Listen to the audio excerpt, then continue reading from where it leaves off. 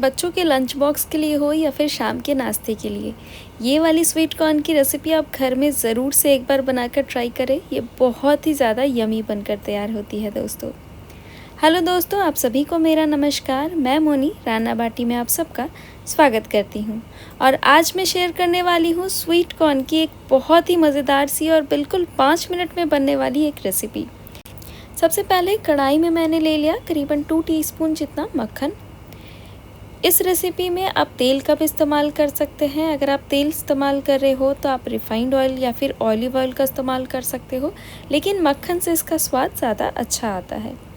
तो यहाँ मक्खन को हमें अच्छे से मेल्ट कर लेना है। कढ़ाई में मैंने बिल्कुल अच्छे से इसे ग्रीस कर लिया।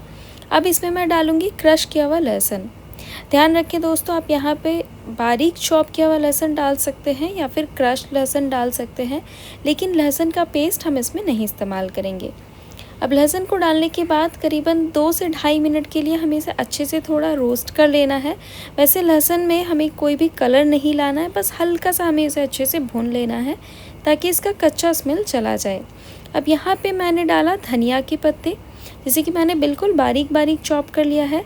धनिया को बेसिकली हम फाइनल गार्निशिंग में डालते हैं, लेकिन इस स्टेज में अगर आप धनिया का इस्तेमाल करेंगे ना तो बहुत ही अच्छी सी एक फ्लेवर आती है। साथ ही मैंने डाला यहाँ पे ऑरिगेनो और इसी के साथ मैं यहाँ पे डालूँगी चिली फ्लेक्स। चिली फ्लेक्स आप अपने हिसाब से कम ज़्यादा कर सकते हो दोस्तों। मैंने यहाँ पे बहुत ही कम क्वांटिटी में चिली फ्लेक्स का इस्तेमाल करा है। चिली फ्लेक्स डालने से है ना बहुत ही अच्छी सी एक कलर भी आती है। वैसे अगर आपके पास ना अवेलेबल हो तो आप बारीक चॉप किया हुआ हरी मिर्च भी आप इसमें डाल सकते हैं। और ऑरिगेनो को इस तरीके से रोस्ट करने से तो एक बहुत ही अच्छी सी फ्लेवर आती है दोस्तों। चिली फ्लेक्स और ऑरिगेनो को बस हमें 1 मिनट के लिए ही भुनना है। इस स्टेज में मैंने यहाँ पे डाल दिया बारीक चॉप किया हुआ प्याज, और प्याज को डालने के बाद हमें इसे फिर से अच्छे से भूनते जाना है। प्याज में हमें बिल्कुल भी कलर नहीं लाना है, इसलिए मैंने बिल्कुल लो हीट पे इसे पकाया है। और इस स्टेज पे है ना मैं इसे ढक कर पकने के लिए छोड़ दूँगी, क्योंकि प्याज को हमें बिल्कुल अच्छे से सॉफ्ट करना है, लेकिन हमें इन्हें ब्राउन नहीं होने देना है। तो प्याज की कलर बिल्कुल गुलाबी ही रहेंगी दोस्तों, लेकिन ये बिल्कुल अच्छी सी सॉफ्ट हो जाएगी। इसके लिए जो सबसे ज़्यादा इम्पॉर्टेंट है वो है आपको लो हीट में इसे पकाना रहेगा, और प्याज को जितना हो सके है ना आप इसे बारीक ही चॉप करें। अब इस स्टेज में प्याज भी बिल्कुल अच्छी सी सॉफ्ट हो गई है। मैं इसे फिर से अच्छे से एक बार मिक्स कर ले रही हूँ। अब यहाँ मैं डालूँगी बॉईल किया हुआ स्वीट कॉर्न। मैं बता दूँ यहाँ है ना मैंने फ़्रेश वाले स्वीट कॉर्न का इस्तेमाल करा है। फ़्रेश वाले स्वीट कॉर्न मैंने ले लिए हैं, उसके दाने मैंने निकाल लिए हैं, उसे मैंने उबाल लिया है अच्छे से, और उसके बाद मैं यहाँ पे इस्तेमाल कर रही हूँ। वैसे आप चाहे तो रेडीमेड स्वीट कॉर्न भी डाल सकते हो, लेकिन जो फ्रेश स्वीट कॉर्न होती है ना वो बहुत ही ज़्यादा मिल्की और जूसी रहती है, तो इससे इसका स्वाद बहुत अच्छा आता है। तो इसलिए मैंने यहाँ पे फ्रेश स्वीट कॉर्न का इस्तेमाल करा है। अब स्वीट कॉर्न डालने के बाद हमें अच्छे से सारे चीज़ों को मिक्स कर लेना है। अब हमें है ना इसमें एक अच्छा सा क्रीमी टेक्सचर डालना है, लेकिन इससे पहले है ना स्वीट कॉर्न को अच्छे से रोस्ट करना बहुत ज़्यादा ज़रूरी है दोस्तों। इसके लिए अवन के हीट को अब इस स्टेज में आपको बिल्कुल हाई पे कर देना है।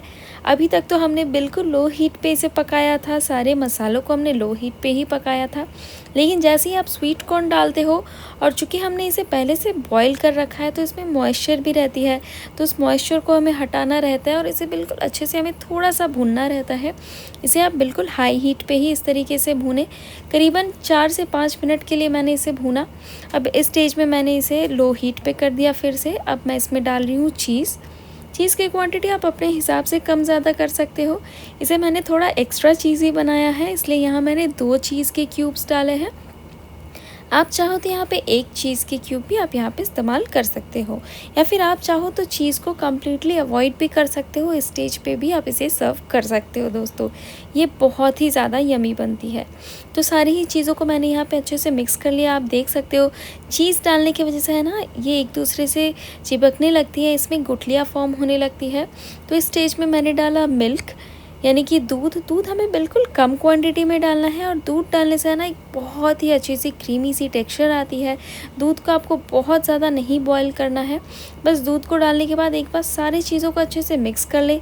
बस 1 से 2 मिनट के लिए आप सारी चीज़ों को मिक्स करिएगा। चीज़ डालने की वजह से ये वैसे ही गाढ़ी होने लगेंगी, और बस हमारा ये स्वीट कॉर्न सर्व करने के लिए बिल्कुल तैयार है। ये चीज़ी क्रीमी स्वीट कॉर्न की रेसिपी एक बार घर में ज़रूर ट्राई करें और मुझे कमेंट्स में बताना ना भूलें कि आपको ये रेसिपी कैसी लगी। उम्मीद है आपको मेरी ये रेसिपी अच्छी लगी होगी। रेसिपी अच्छी लगी हो तो लाइक शेयर सब्सक्राइब करें और पास में रहे बेल आइकन को प्रेस करना ना भूलें। मिलता है एक नई रेसिपी के साथ, तब तक के लिए धन्यवाद। Happy cooking.